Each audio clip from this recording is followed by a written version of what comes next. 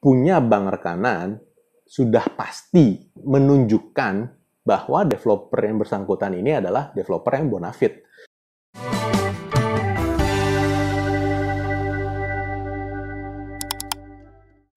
Oke, kita lanjut ke tanda yang kelima.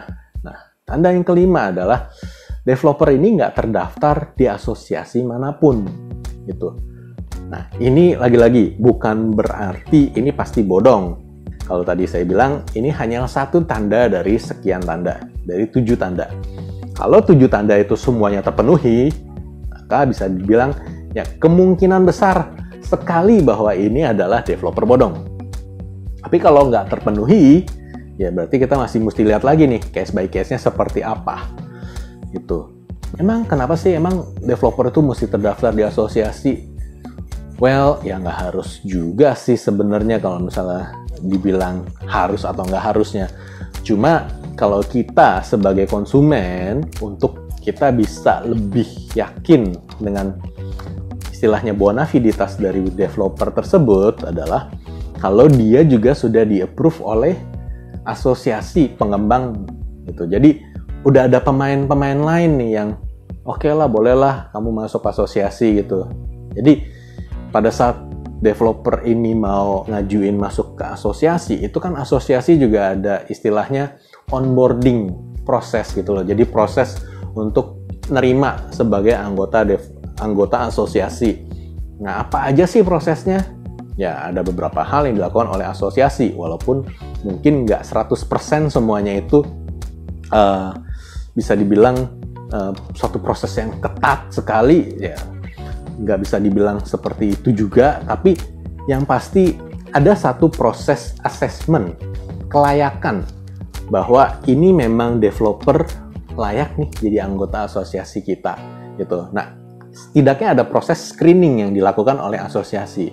Dan dengan adanya asosiasi tersebut, kalau nanti suatu saat nih, walaupun kita nggak mengharapkan ya, dan amit-amit sampai kejadian, kalau kita menemukan beberapa hal yang mengganggu kita dan ini tidak memuaskan nih atau apa gitu, yang kita ujung-ujungnya kita mau komplain soal developer ini, nah ini kita bisa laporin juga salah satunya ke asosiasi, biar nggak cuma kita sendirian nih yang ngetok pintunya developer dan bilang, tolong beresin dong masalah ini, kok nggak beres sih, gimana sih, segala macem gitu. Nah, jadi biar kita juga punya akses lain yang membantu kita nantinya untuk melakukan komplain ke developer yang bersangkutan. Loh, emang asosiasi emang peduli nantinya? Ya jelas pasti peduli. Kenapa? Karena asosiasi pasti menjaga reputasi asosiasinya sendiri.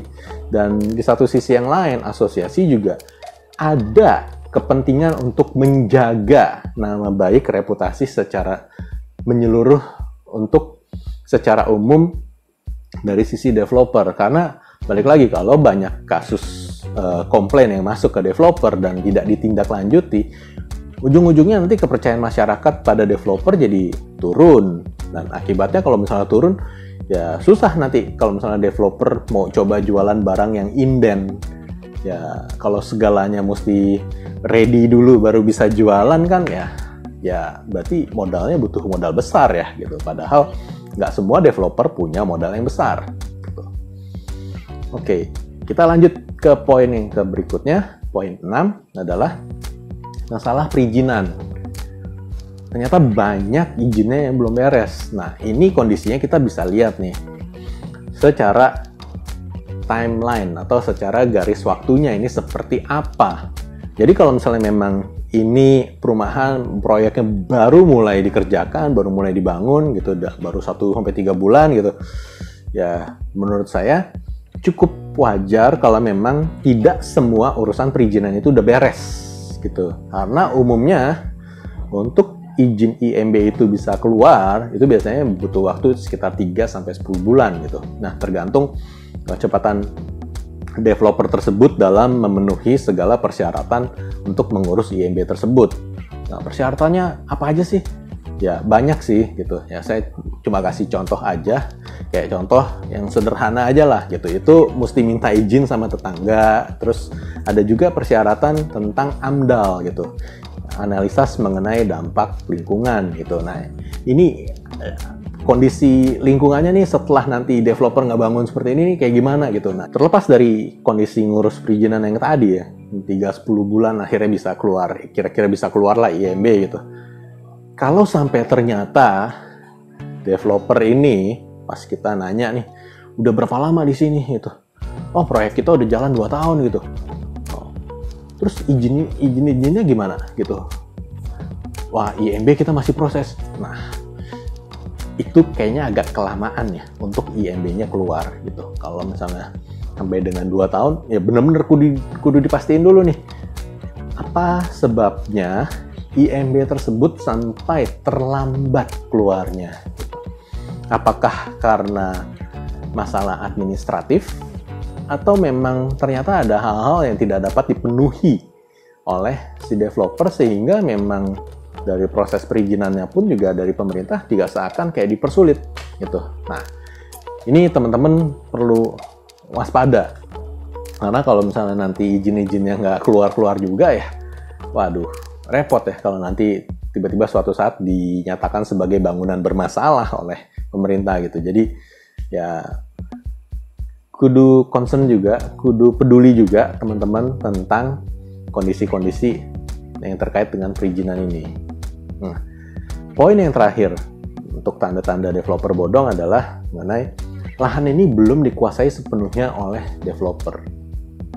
Tapi sekali lagi ya, memenuhi satu tanda ini bukan berarti itu pasti developer bodong. Karena ada banyak cara developer itu bekerja sama, baik itu dengan pemilik lahan maupun dengan pihak-pihak lainnya sehingga bisa mengembangkan suatu kawasan. Nah, yang perlu dipahami di sini adalah kalau tanda-tanda ini munculnya barengan. Nah, semakin banyak tanda-tanda yang terpenuhi, ya sebaiknya teman-teman makin waspada gitu. Nah, terus kalau yang tadi kan lahan belum dikuasai sepenuhnya, kan bukannya harusnya normalnya sudah dikuasai sepenuhnya baru dia bisa jualan? Ya, itu kalau kita ngomong dalam praktek kondisi developer yang besar. Kalau developernya masih kecil, developer perorangan, ada kalanya, ada kemungkinan ini dia masih kerjasama dengan si pemilik lahan terlebih dahulu. Kan tetapi kalau yang kami sarankan adalah kalau bisa teman-teman kalau misalnya cari properti, alangkah baiknya kalau memang sudah lahannya itu pun juga sudah dikuasai oleh developer.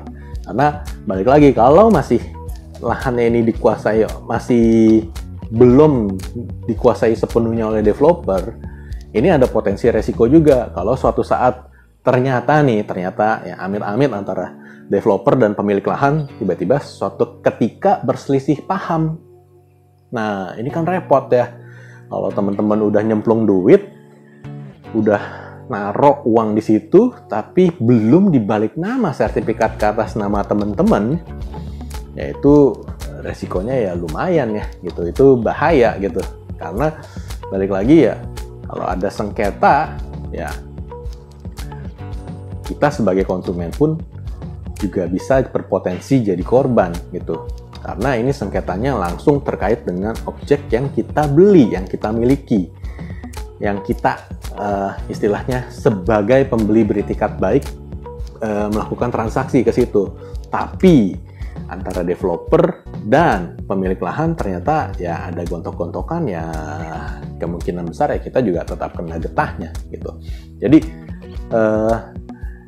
sebaiknya ya carinya yang lahannya itu udah dikuasai sepenuhnya oleh developer. Itu akan bikin teman-teman tidur lebih nyenyak gitu. Tapi kalau memang kebetulan udah yakin banget nih sama developernya gitu, developernya memang juga udah punya track record yang lumayan gitu, udah punya beberapa proyek sebelumnya dan itu semua beres, kerjasama dengan pemilik lahannya juga jelas, klausul-klausul di perjanjiannya itu juga jelas, bahasannya seperti apa, kesepakatannya seperti apa, dan selama ini memang tidak ada berita buruk tentang developer tersebut.